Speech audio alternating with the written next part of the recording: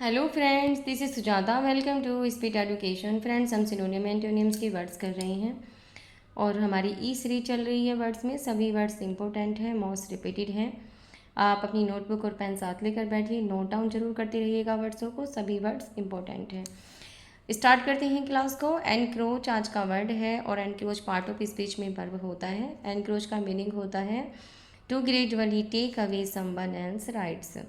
To gradually, धीरे धीरे। Gradually का मीनिंग होता है धीरे धीरे। Take away someone else rights, किसी और के अधिकार को छीन लेना। इट मीन्स जब हम किसी के अधिकार को धीरे धीरे उसके अधिकार को अपना बना लेते हैं, छीन लेते हैं, उसके लिए आता है एनक्रोच।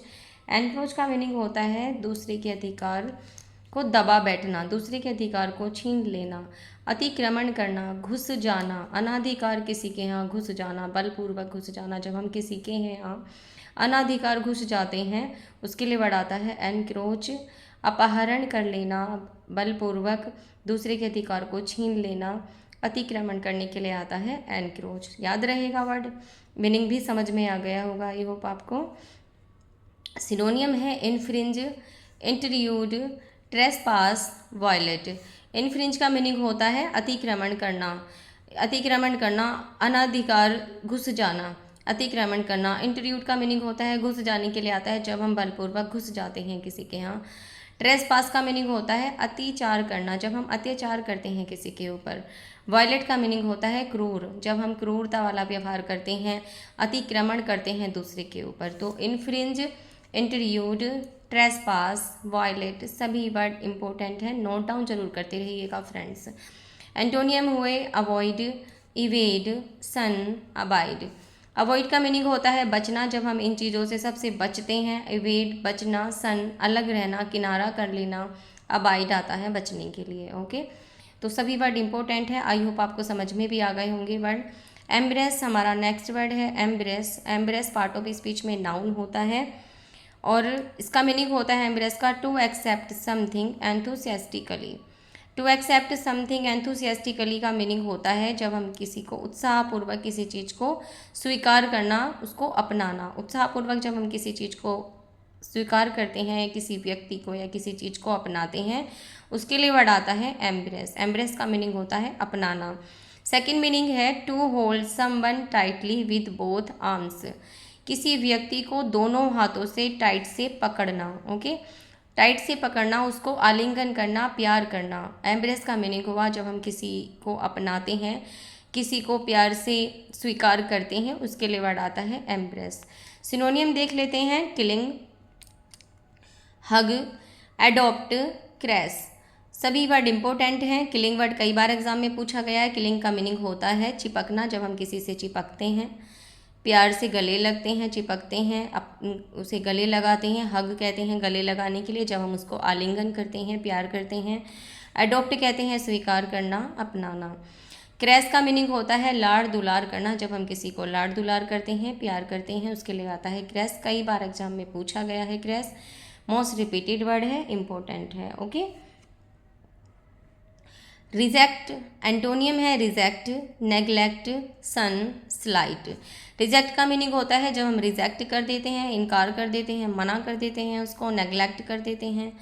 नेग्लेक्ट मना कर देने के लिए आता है। सन, अलग हो जाते हैं उससे, सन आता है अलग होने के लिए, बहुत ज़्यादा इंपॉर्टेंट वर्ड है सन भी। स्लाइट आता है कम, बहुत कम प्यार करना, मतलब कम के लिए आता है स्लाइट, बिल्कुल न्यून, ना के बराबर। स्लाइट आता है बिल्कुल कम, स्लाइट कम के लिए आता है, न्यून के लिए आता है बहुत कम प्यार करना, उसको अपना नहीं बनाना, उसको नहीं अपना समझना।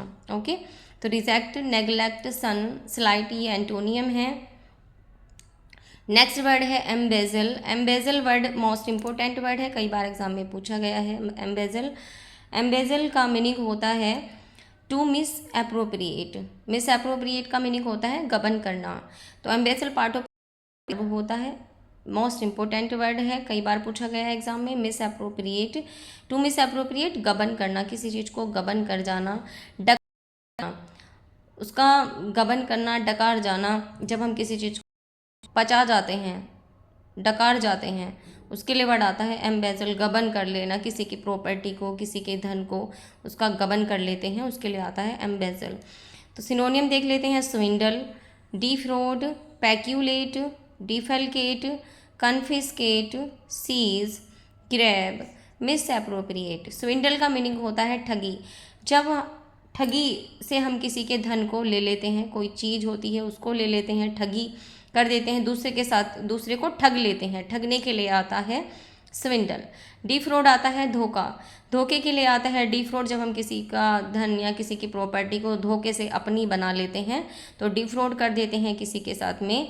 किसी चीज़ के साथ डिफ्रॉड करना, किसी व्यक्ति के साथ डिफ्रॉड करना, धोखा दे देना। पेक्यूलेट आता है हड़प लेना, जब हम किसी की प्रॉपर्टी को हड़प लेते हैं। पेक्यूलेट प्रॉपर्टी हो, कोई भी चीज़ हो, उसको हड़प लेना। पेक्यूलेट बहुत ज़्यादा इंपॉर्टेंट वर्ड है। पेक्यूलेट आता है हड़पने के लिए। डिफलकेट आता है गबन करना।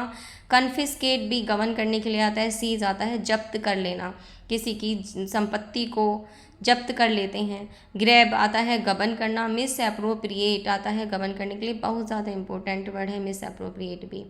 तो swindle, defraud, peculate, defalcate, confiscate, seize, grab, misappropriate. Friends सभी वर्ड्स मैंने इंपॉर्टेंट लिए हैं, इनको नोट डाउन जरूर करते रहिएगा। एंटोनियम है रेडीम, रेस्टिट्यूट, रेम्बर्स, कंपनसेट।